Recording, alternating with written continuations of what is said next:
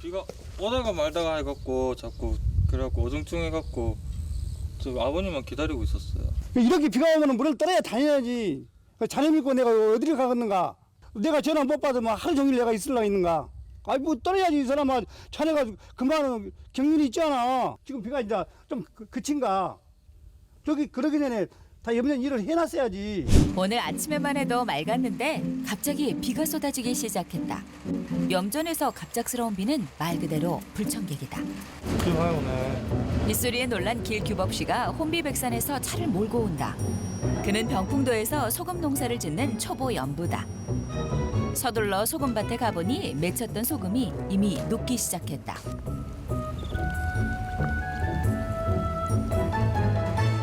잠시 주춤했나 했더니 다시 굵어지는 빗줄기. 그냥 다 녹아갖고 다 물 다 베리는 거예요. 아, 방법이 없는 거예요, 그러면? 아예 없어요.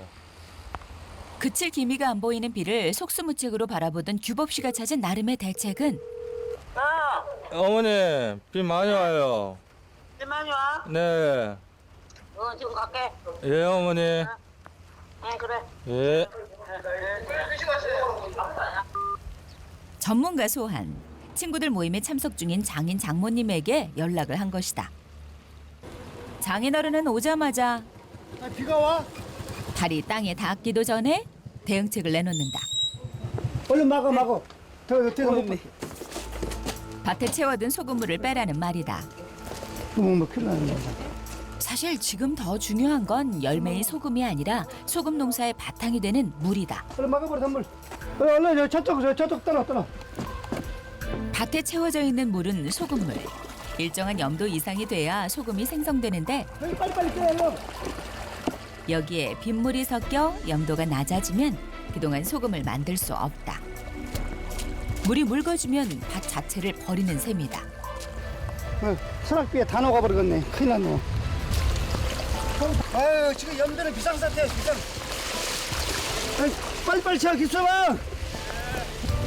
소금을 잃으면 오늘 농사만 망치는 것이지만 물을 잃으면 열흘 농사를 망치는 것이니 비상은 비상이다. 소금밭은 각 칸마다 염도가 조금씩 다르기 때문에 물이 흐르는 길도 도착하는 저장고도 다르다.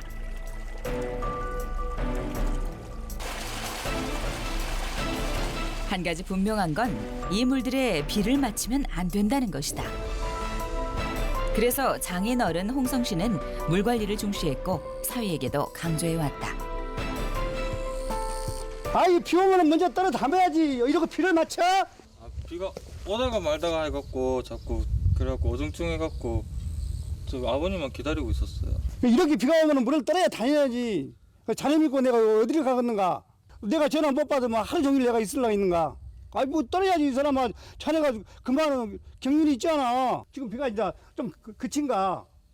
저기 그러기 전에 다 염전 일을 해놨어야지. 만들려면 또 한 일주일에서 10일 가야 돼. 50년 경력의 베테랑 연부인 장인어른은 소금 농사에 관해선 깐깐하기가 그지없다. 큰 소리가 나자 장모님 영심 씨가 나섰다. 당신 허락 안 떨어지면 마음대로 소금물을 떨지 못하잖아. 이제 와서 막 결서방 타대?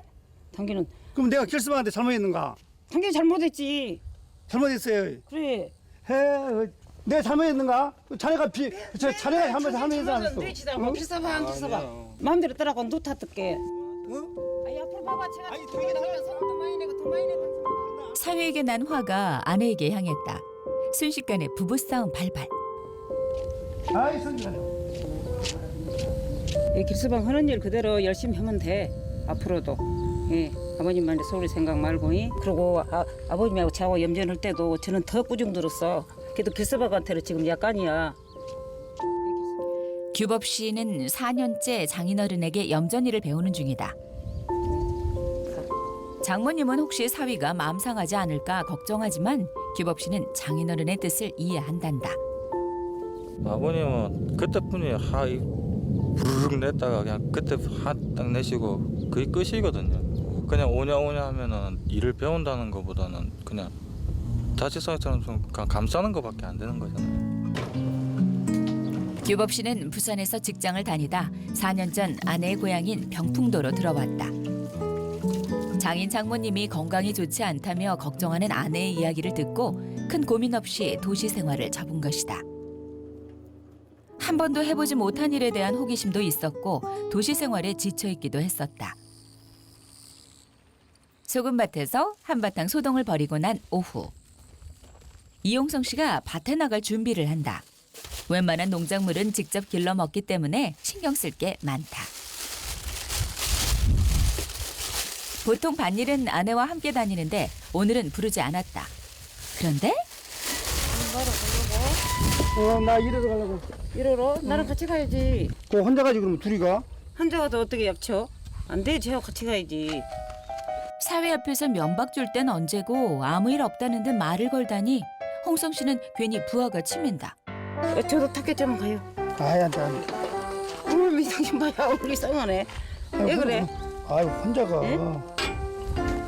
옆에서 줄을 잡아줘야 농약을 칠 수 있는데 굳이 혼자 가겠다고 고집하는 홍성 씨. 은근슬쩍 화해를 하려는 아내 마음을 모르는 바 아니지만 괜한 자존심이 발동해 아직 받아주긴 싫다. 옆에 나란히 앉기도 싫다는 남편. 그러나 영심 씨는 오늘은 남편의 심수를 이해하고 넘어가기로 했다. 싸움을 해도 하루를 넘기지 않는 것. 이게 40년 차 부부의 평화 유지 노하우다. 홍성 시내는 약 2만 제곱미터 규모의 논밭을 경작하는데 거의 부부 둘이서 지어왔다. 그러고 보니 농사일 호흡을 맞춘 지도 40여 년. 이제 남편 손짓 하나면 아내는 무슨 말을 하는지 다 알아듣고 척척 대응해준다. 이렇게 부부가 바다와 땅에서 농사를 지어 부모를 봉양하고 딸 둘, 아들 하나를 길러냈다.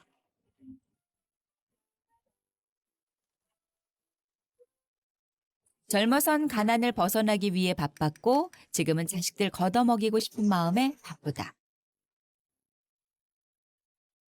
그날 저녁. 장인어른이 비닐봉지를 들고 집으로 돌아왔다. 아, 낙지야 낙지. 이건 낙지요? 자네 집으로 가서 샀네. 이래서 뭐라 하던데 뭐 사이를 생각하네. 자, 하나 먹어봐. 오, 한번. 한수방 먹어봐. 항상 곁에서 힘이 되어주는 사위. 그리고 가족들을 향한 고마운 마음의 표현이다. 오메 그래서 아. 아유 오늘은 이쁘네. 엄청 맛있네. 먹을래? 먹을래? 먹어봐 맛있어. 장인어른 홍성 씨 덕에 오늘 저녁은 낙지 파티다. 원기 회복에 탁월하다는 낙지로 피로도 풀고 소주 한 잔으로 가슴 한켠에 있던 서운함도 미안함도 풀어낸다. 아 역시 우리 딸이네. 나는 길서방 먼저 갈 줄 알고 상당히 가슴이 두근거렸거든. 그래 내 딸이 맞는가 봐 이거. 부모님 걱정에 남편을 설득했고 결국 섬에 들어와 함께 사는 든든한 장녀 윤미 씨. 자, 오 맛있겠네 길서봐. 자 한 번 먹어서 정이 없어. 자, 소다 이거 소다 이 오메 염치가 아니 나냐. 먹지 말 먹어야지. 자, 당연히 제가 드릴까? 그러면 어디 좀. 길서방 많이 먹어. 당기. 장인 장모님은 딸 윤미 씨가 부모에게 잘하는 만큼 사위 규법 씨도 예쁘다.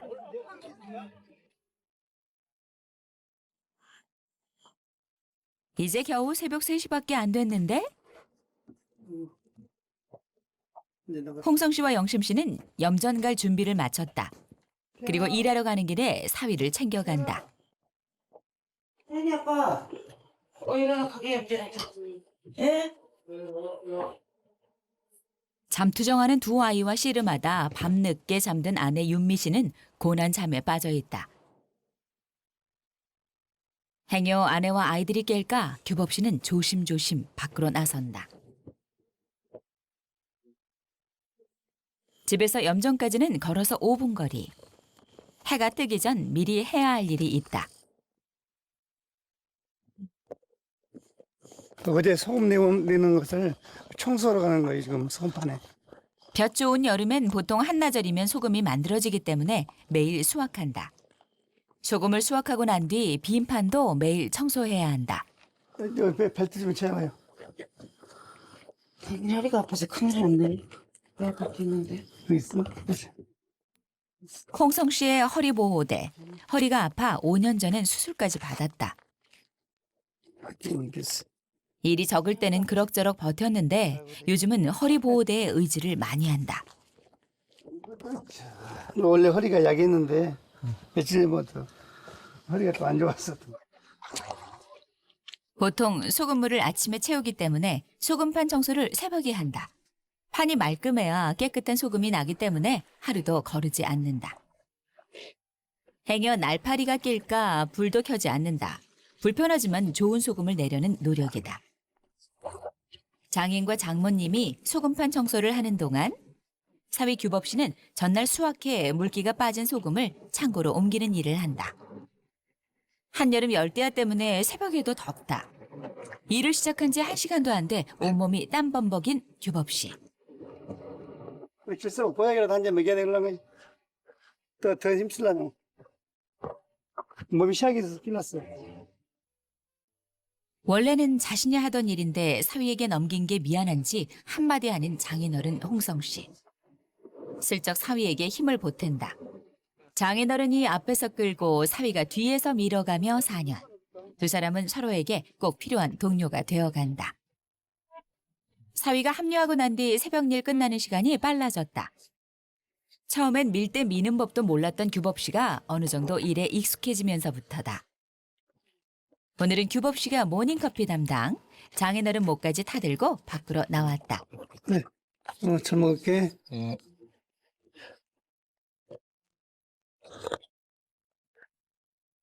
야, 우리 새가 타는 커피 맛있네.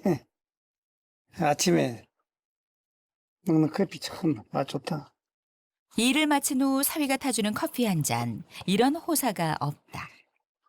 몸에 습관 되면은 이것은 아무것도 아니에요. 옛날에는 뭐 이런 시스템이 없고 기계를 안 내고 소금을 저렇게 낼 때는 얼마나 힘이 들었는 줄 알아. 항시 보나 안 보나 하여튼 간에 우리는 좋은 소금을 만들어야 돼. 장인어른은 50년간 한결같이 정직하게 소금을 만들어 왔다. 규법 씨는 매일 장인어른의 소금 농사 기술도 배우고 늘 성실한 삶의 자세도 배워간다. 새벽 일을 다 마치고 나면 그제서야 아침이 밝아온다. 날이 밝으면 가장 먼저 하는 건 날씨를 알아보는 것. 폭염특보가 발효 중인 가운데 당분간 낮 기온이 33도 내외로 무덥겠고 비는 안 오고 괜찮아. 갑자기 물 실어놓고 또 비 온다는 예보가 나와버리면은 하루 이런 것이 또 헌일이잖아요. 저녁 내 이런 것이 헌일이에요. 햇빛이 강한 한여름은 수확에 바쁜 시기. 장인어른 이용성 씨의 소금밭은 아버지 때부터 55년째 소금을 채취하고 있다. 새벽에 씨를 뿌리듯 밭에 바닷물을 깔아두면 한낮이면 물이 증발하고 소금꽃이 핀다. 꽃이 소금 열매가 되고 열매가 커지면 수확을 하는 것이다. 소금 농사는 날씨의 영향을 워낙 많이 받기 때문에 홍성 씨 부부는 소금을 하늘이 내주는 것이라고 생각한다. 그래서 큰 욕심을 내진 않지만 요즘처럼 볕이 좋아 소금이 많이 나오면 젖은 소금물을 미는 밀대가 가볍다. 땡볕에서 일하는 남편과 사위를 위해 영심 씨가 찬물을 챙겨 나온다. 내가 엄마 마시고 해도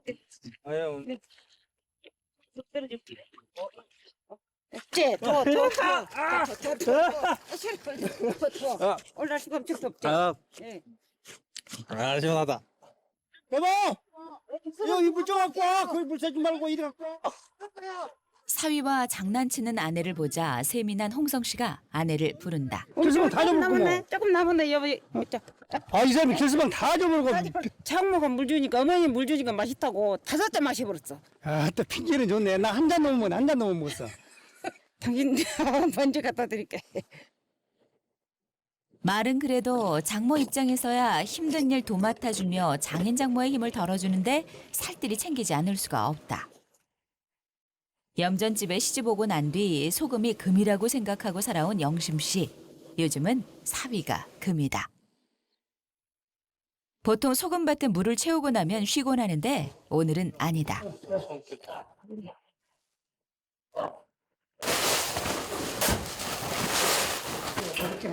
구입 주문이 들어온 것이다.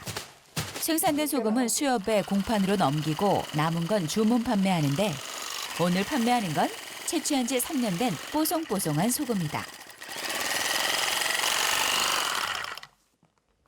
오래 먹을수록 염수가 적어서요. 찾는 분들이 좋아해요. 간수가 더 흐지고 그러니까요.